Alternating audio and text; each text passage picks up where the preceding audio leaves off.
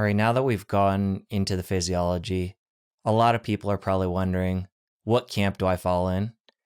Am I in that 90% of people right now who are metabolically unhealthy? You've touched on a couple of different tests that I know you're a fan of, oral glucose tolerance test and CIMT. But let's start by going conventional.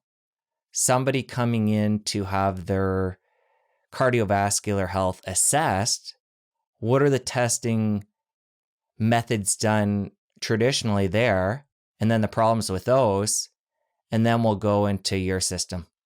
Okay. So I wrote a book about, and it was titled Prevention Myths, Why Stress Tests Don't Predict Heart Attacks. You want to start there? Sure. You know, I looked through it preparing for this. Oh my gosh. It's a great book. You thought so? Did it put you to sleep? I thought so.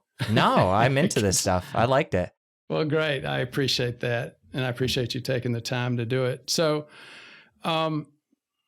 it's the typical conversation. It's like Tim Russert had with his doc a few months before he died from his heart attack. Hey, doc, I'm starting to gain a little bit of weight.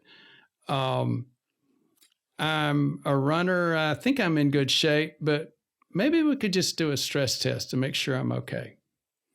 Now, a stress test, you got to understand what a stress test is. It's what we call a flow study. It measures the flow in arteries. And specifically, a stress test is going to show positive if you have decreased flow in the arteries of your heart. It's not got anything to do with inflammation. It's not got anything to do with things like inflammation that make those plaques soft or friable or at risk for forming clots. It's just flow. Does it flow well? And again, Tim Russert, he wasn't an Olympic athlete by any means. His waist size was pushing significantly above 35, headed towards 40. But he was a runner. And, he ran 3 miles a couple of times a week. And those kind of people will finish these stress tests usually just fine. A stress test is more of a test of cardiovascular conditioning, not a test of heart attack risk, not a test of whether or not you've got inflamed plaque, and clearly not a test of the number one driver of this problem, and that is undiagnosed diabetes or prediabetes. So Tim Russert's like the poster child for somebody who had a normal stress test and then had a heart attack and died. And if you looked at they did a big, one of these like emergency news videos, and I took some clips out of it. His doc was a smart guy. He said, you know what, we could have done that stress test 10 hours, 2 hours, 1 hour before this heart attack, and it could have been fine.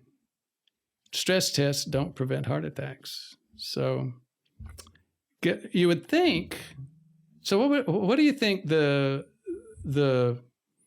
incidents, the use of stress tests have done? Do you think it's tempered any since then? Do I think people are using them less, doctors? Mm-hmm. I would say no. Not at all.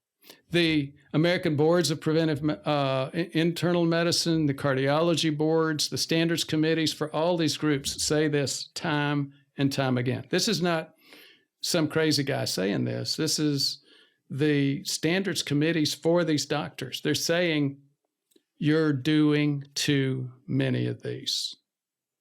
You don't have good indications for doing them. And yet, more and more are being done. There are many, many times stress tests being done on a population basis compared to when Tim Russert died. So stress test is clearly not one of the tests that you need to look at.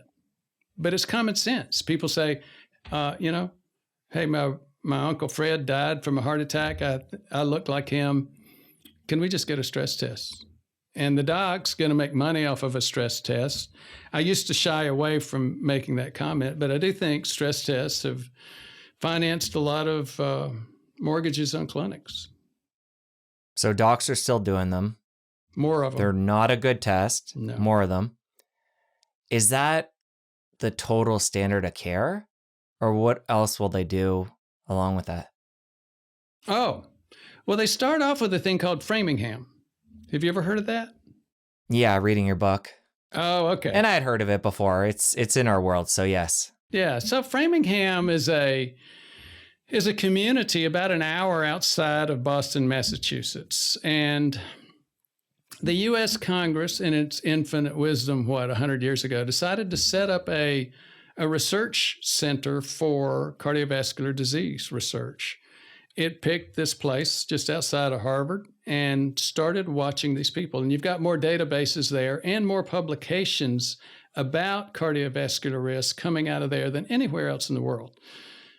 Now, there's a questionnaire. Why this came up was your question about, well, are there other ways of evaluating cardiovascular disease than stress tests? The first thing that the doctor thinks he or she is doing when you come into their office or when they come into your patient room and begin to talk to you is they think they're doing a Framingham, which is a set of questions. Age of the patient is a big deal. Gender is a big deal. Whether or not they smoke is a big deal. Exercise is a big deal. Every one of the things that you and I just got through talking about. The doctor thinks, okay, 49-year-old smoker, male, high blood pressure. Yeah, you've got some significant risk there. Or 30-year-old female non-smoker, you don't have any risk. But the reality is that's not a Framingham. Even those standards committees that you and I mentioned a minute ago will say, look, this is not a 2-minute conversation. This is not a 6-question conversation. It involves a conversation about lifestyle, cardiovascular risk, and docs are just not doing it.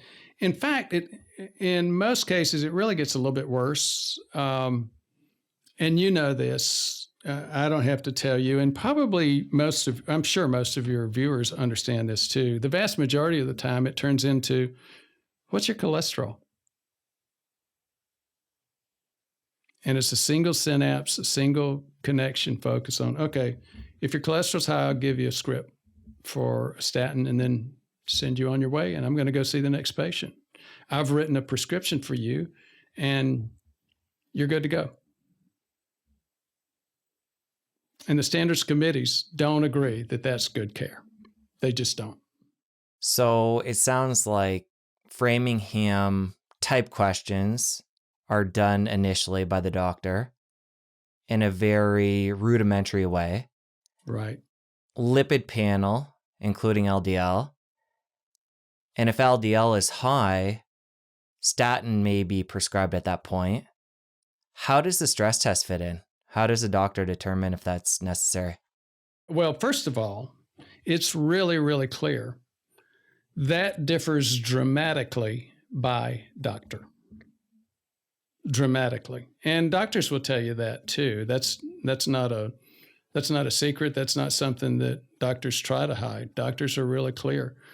Some folks are just real quick to the trigger of, hey, you know what? Let's just get a stress test.